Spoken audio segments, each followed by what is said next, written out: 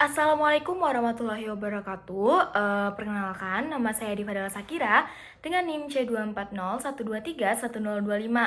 Nah, di sini saya akan mempresentasikan seminar hasil dengan judul Analisis Pertumbuhan, Reproduksi, dan Makanan Ikan Tongkol Eutinus affinis yang ditangkap di Selat Makassar.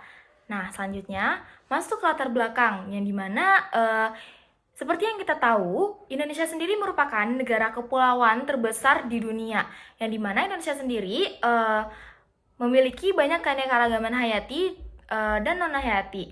Nah, ikan tongkol sendiri itu ditangkap di Selat Makassar, yang dimana Selat Makassar itu sendiri terletak di WPP 713. Nah, masuk ke biologi perikanan. Nah, biologi perikanan itu sendiri merupakan suatu cabang ilmu yang dimana mempelajari bagaimana siklus ikan itu dari dia mulai hidup atau menetas sampai dia mati.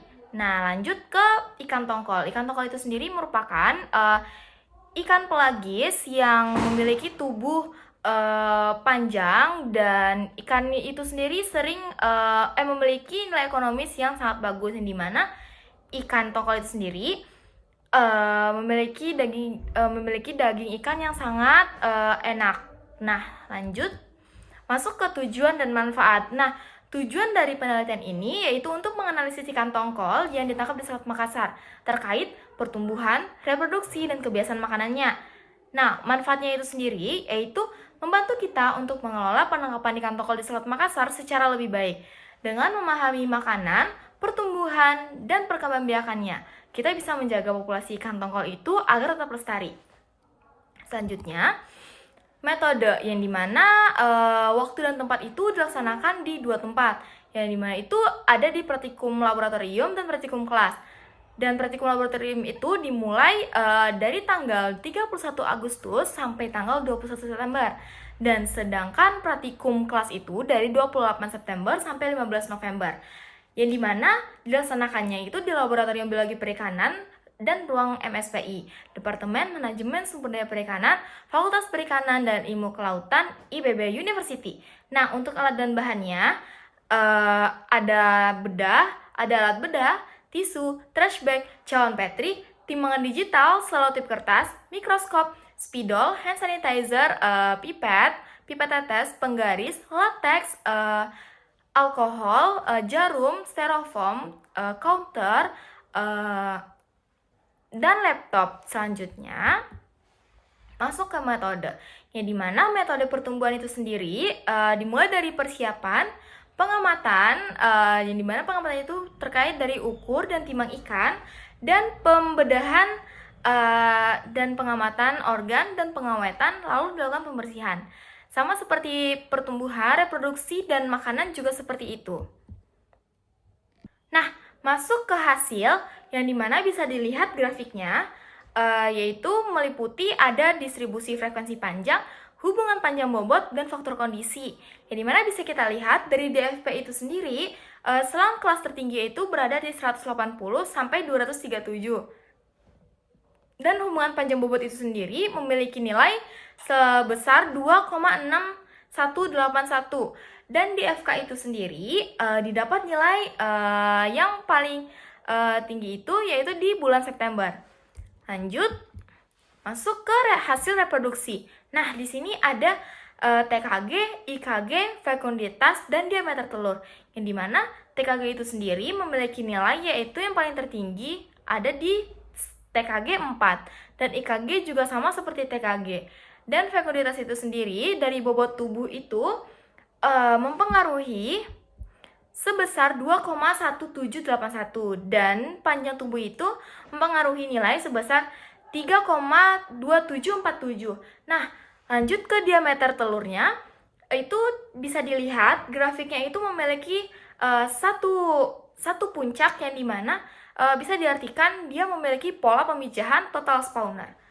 Baik, lanjut ke hasil makanan, yang dimana bisa dilihat sendiri makanan utama dari ikan tongkol itu sendiri yaitu potongan krustasea dengan nilai sebesar 46%. Dan lanjut ada hubungan panjang tubuh dan volume makanan, dan ada tumpang tindih, dan ada luas relung, dan ada panjang usus relatif, yang dimana bisa disimpulkan dari panjang usus relatif itu bahwa ikan tongkol itu sendiri memiliki nilai kurang dari 1, yang dimana ikan itu bisa disebut karnivora. Lanjut, masuk ke pembahasannya, di mana berdasarkan analisis data pada 210 spesies ikan tongkol, pertumbuhan ikan ini dipengaruhi oleh faktor eksternal seperti sifat kimia, fisika, dan biologi perairan. Yang dimana dimaksud dari sifat kimia, fisika, dan biologi perairan itu sendiri seperti suhu, salinitas, pH, DO, dan lain sebagainya. Nah, lanjut ke analisis. Ini menunjukkan bahwa pertumbuhan bobot ikan tongkol dalam suatu penelitian ini lebih lambat dibanding hasil penelitian. Nah, hal ini mengindikasikan adanya perbedaan laju pertumbuhan pada populasi ikan tongkol yang berbeda. Nah, lanjut, perbedaan nilai faktor kondisi ikan di berbagai perairan itu berhubungan dengan variasi pertambahan panjang bobot ikan, yang dimana hasil analisis faktor kondisi ikan itu menunjukkan bahwa pada bulan Mei, Juli, dan September, seperti yang kita lihat pada grafik tadi, itu nilai rata-rata tertinggi itu berada di bulan September. Nah, lanjut ke hasil pembahasan reproduksi, yang dimana hasil berdasarkan grafik tadi menunjukkan adanya variasi yang signifikan dalam rasio jenis kelamin ikan.